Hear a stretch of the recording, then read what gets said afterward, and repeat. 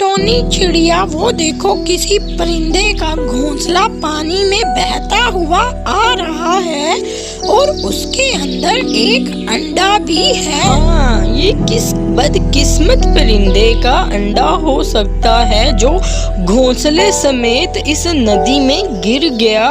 चलो इसे बाहर निकाल लेते हैं। टोनी चिड़िया मुझे तो ये अंडा किसी चिड़िया का लगता है। हाँ बहन, तुम ठीक कह रही हो।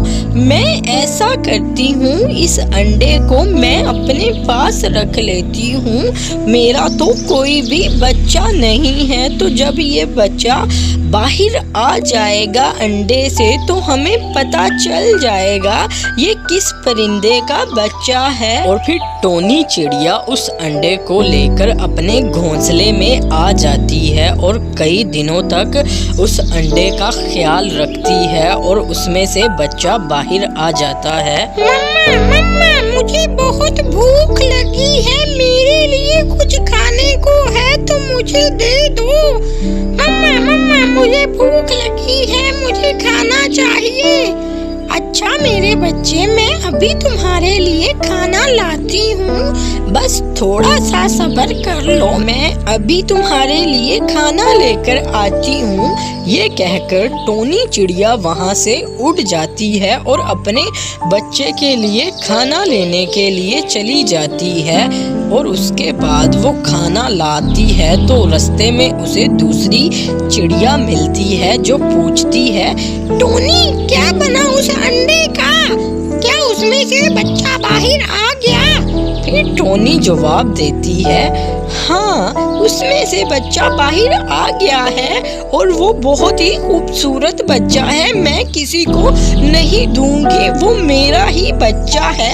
ये कहकर टोनी चिड़िया वहाँ से उड़ जाती है और जल्दी से अपने बेटे के लिए खाना लेकर घोंसले में पहुँचती है। फिर वो दोनों खाना खाते हैं। उसके बाद चिड़िया सोचती है, अरे ये दूसरी चिड़िया किसी को बता ना दे कि ये बच्चा मेरा नहीं है, ये अंडा मुझे नदी से मिला था। चलो मैं जाकर उससे बात करती हूँ। ये कहकर चिड़िया उड़ जाती है और दूसरी चिड़िया के घोंसले में जब पहुँचती है तो वो उसे जाकर कहती है, अरे चिड़िया बहन, आप किसी को बताइएगा मत कि ये बच्चा मेरा नहीं है, क्योंकि मैं ही उसकी माँ हूँ और वो मेरा ही बेटा है। वो मुझे बहुत पसंद करता है और मैं भी उसे बहुत ज़्यादा प्यार करती हूँ। तो आप किसी से भी ये बात ना कहिएगा कि वो मेरा बच्चा नहीं है। इसके बाद वो चिड़िया कहती है, ठीक है अभी उसे थोड़ा सा बड़ा हो जाने दो। और उसके बाद टोनी चिड़िया वापस आ जाती है। यूं ही कुछ दिन बीत जाते हैं और वो बच्चा थोड़ा सा बड़ा हो जाता है और चिड़िया उसके पास आती है और टोनी चिड़िया से कहती है, टोनी चिड़िया जरा साइड पे आके मेरी बात सुनना।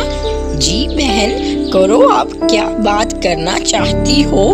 तो बात ये है कि मैं बताने आई थी तुम्हारे बच्चे को कि ये तुम्हारी असली मम्मा नहीं है, इसने तुम्हें नदी से उठाया था। तो मैंने सोचा पहले मैं तुमसे बात कर लूं।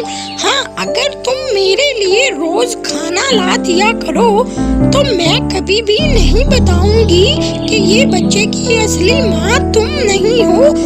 टोनी चिड़िया ये सुनकर कहती है, ठीक है बहन, मैं तुम्हारे लिए खाना ला दिया करूंगी, पर आप मेरे बच्चे को बिल्कुल भी मत बताइएगा। मैं उससे बहुत ज़्यादा प्यार करती हूँ और मैं उसे नहीं खोना चाहती। तो प्लीज़ मैं आपके लिए रोज़ खाना ला दूंगी, आप ये बात उसे मत बताइएगा। अगले दिन से टोनी चिड़िया हर रोज जब खाना लेने के लिए जाती तो पहले वो दूसरी चिड़िया को खाना देकर आती और उसके बाद वो अपने बच्चे और अपने लिए बचाकर लेकर आती।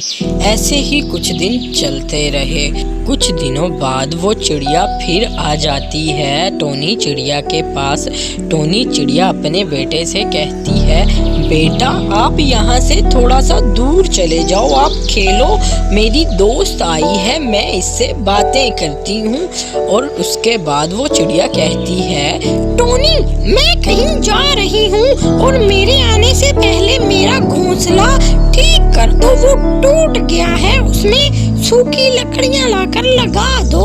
उसके बाद टोनी चिड़िया कहती है, अरे बहन, मुझे तो लगाने ही नहीं आती, मुझे नहीं मालूम कि तुमने अपना घोंसला कैसे बनाया है, तो मैं कैसे लगा सकती हूँ। ठीक है, अगर तुम नहीं लगा सकती तो मैं तुम्हारे बेटे को बता देती हूँ कि वो तुम्हारी असली मम्मा नहीं है।